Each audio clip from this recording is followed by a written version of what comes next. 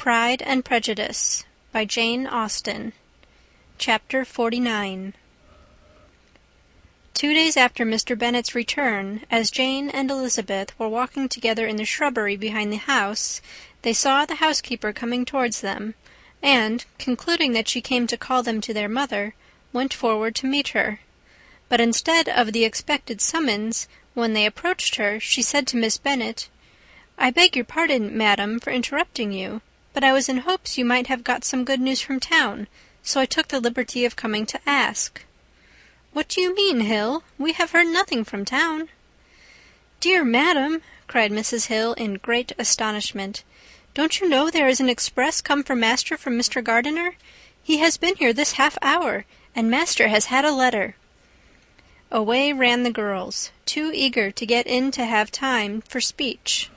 They ran through the vestibule into the breakfast-room, from thence to the library. Their father was in neither, and they were on the point of seeking him upstairs with their mother, when they were met by the butler, who said, "If you are looking for my master, ma'am, he is walking towards the little copse." Upon this information, they instantly passed through the hall once more, and ran across the lawn after their father, who was deliberately pursuing his way towards a small wood on one side of the paddock. Jane, who was not so light, nor so much in the habit of running as Elizabeth, soon lagged behind, while her sister, panting for breath, came up with him, and eagerly cried out, "Oh, papa, what news, what news? Have you heard from my uncle?" "Yes, I have had a letter from him by express." "Well, and what news does it bring, good or bad?" "What is there of good to be expected?" said he, taking the letter from his pocket. "But perhaps you would like to read it." Elizabeth impatiently caught it from his hand. Jane now came up. "Read it aloud," said their father, "for I hardly know myself what it is about." Gracechurch Street, Monday, August 2nd. My dear brother, at last I am able to send you some tidings of my niece, and such as, upon the whole, I hope it will give you satisfaction. Soon after you left me on Saturday, I was fortunate enough to find out in what part of London they were. The particulars I reserve till we meet. It is enough to know they are discovered. I have seen them both. "Then it is as I always hoped," cried Jane. "They are married." Elizabeth read on.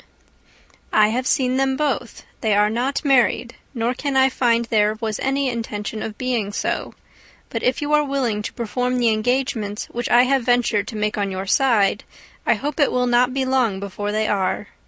All that is required of you is, to assure to your daughter, by settlement, her equal share of the 5,000 secured among your children after the decease of yourself and my sister, and moreover to enter into an engagement of allowing her, during your life, 100 per annum. These are conditions which, considering everything, I had no hesitation in complying with, as far as I thought myself privileged, for you. I shall send this by express, that no time may be lost in bringing me your answer.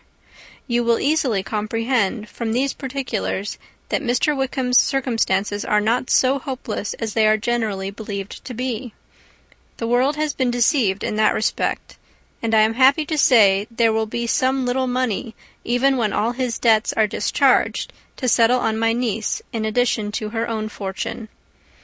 If, as I conclude will be the case, you send me full powers to act in your name throughout the whole of this business, I will immediately give directions to Haggerston for preparing a proper settlement.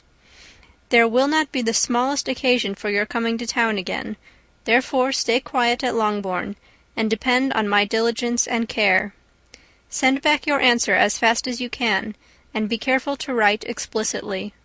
We have judged it best that my niece should be married from this house, of which I hope you will approve. She comes to us to-day.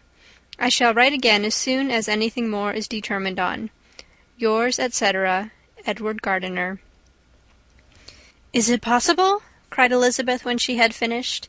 "Can it be possible that he will marry her?" "Wickham is not so undeserving, then, as we thought him," said her sister. "My dear father, I congratulate you." "And have you answered the letter?" cried Elizabeth. No, but it must be done soon. Most earnestly did she then entreat him to lose no more time before he wrote. "Oh, my dear father," she cried, "come back and write immediately. Consider how important every moment is in such a case." "Let me write it for you," said Jane, "if you dislike the trouble yourself." "I dislike it very much," he replied, "but it must be done." And so saying, he turned back with them and walked towards the house. "And may I ask," said Elizabeth, "but the terms, I suppose, must be complied with." "Complied with? I am only ashamed of his asking so little." "And they must marry. Yet he is such a man." "Yes, yes, they must marry. There is nothing else to be done. But there are two things that I want very much to know. One is, how much money your uncle has laid down to bring it about, and the other, how am I ever to pay him?" "Money? My uncle?" cried Jane. "What do you mean, sir?" "I mean that no man in his senses would marry Lydia on so slight a temptation as 100 a year during my life, and 50 after I am gone." "That is very true," said Elizabeth, "though it had not occurred to me before. His debts to be discharged, and something still to remain? Oh, it must be my uncle's doings. Generous, good man! I am afraid he has distressed himself. A small sum could not do all this." "No," said her father, "Wickham's a fool if he takes her with a farthing less than 10,000 pounds.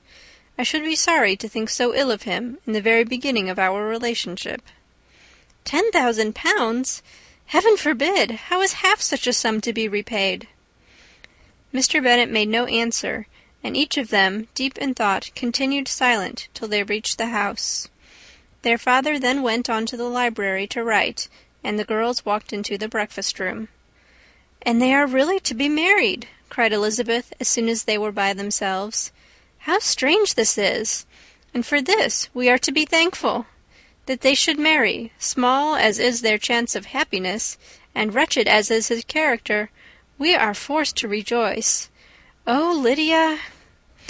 "I comfort myself with thinking," replied Jane, "that he certainly would not marry Lydia if he had not a real regard for her. Though our kind uncle has done something towards clearing him, I cannot believe that 10,000 pounds, or anything like it, has been advanced. He has children of his own, and may have more. How could he spare half 10,000 pounds? "If we were ever able to learn what Wickham's debts have been," said Elizabeth, "and how much is settled on his side on our sister, we shall exactly know what Mr. Gardiner has done for them, because Wickham has not 6 pence of his own. The kindness of my uncle and aunt can never be requited.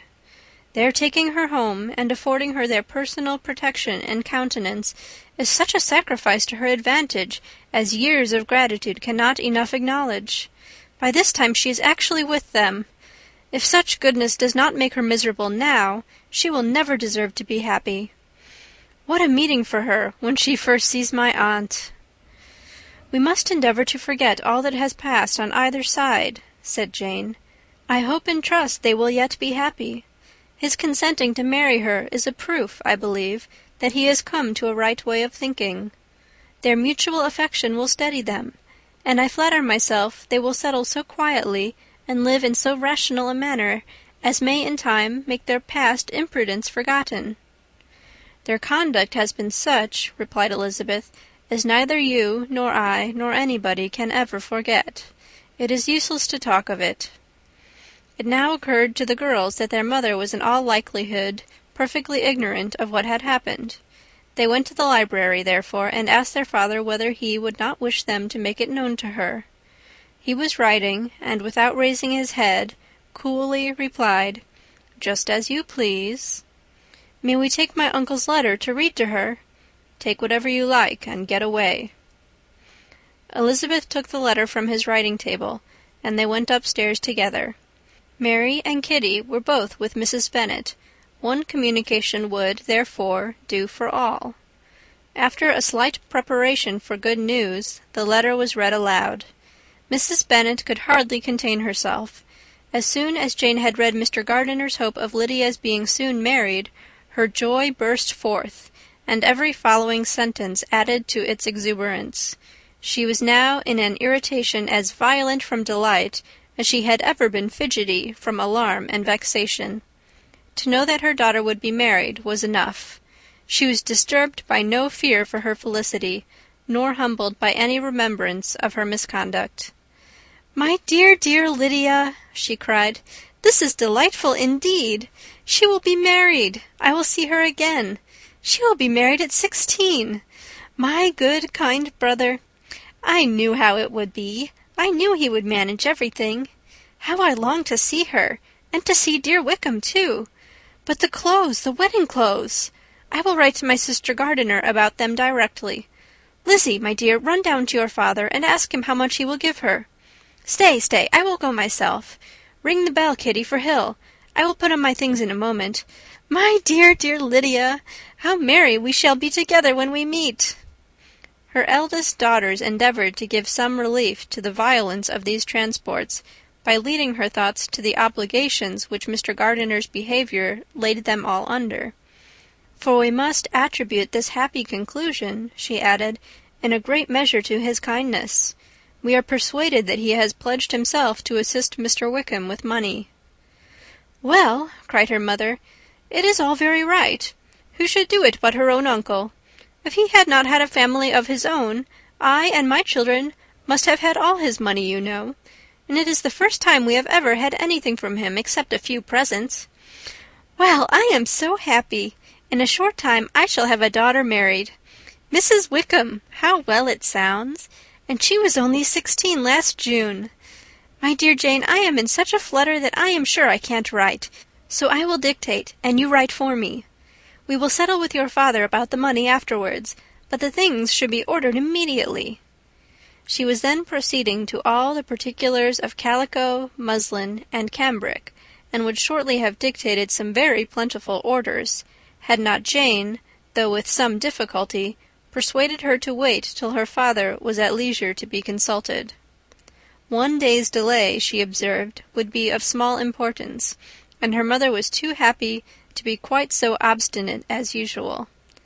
Other schemes, too, came into her head. "I will go to Meryton," said she, "as soon as I am dressed, and tell the good news to my sister Phillips, and as I come back I can call on Lady Lucas and Mrs. Long.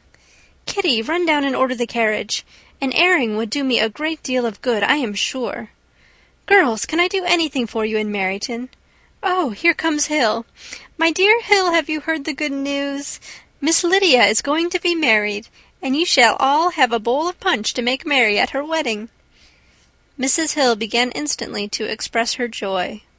Elizabeth received her congratulations amongst the rest, and then, sick of this folly, took refuge in her own room, that she might think with freedom. Poor Lydia's situation must, at best, be bad enough, but that it was no worse she had need to be thankful. She felt it so, and though, in looking forward, neither rational happiness nor worldly prosperity could be justly expected for her sister, in looking back to what they had feared only 2 hours ago, she felt all the advantages of what they had gained. End of chapter 49.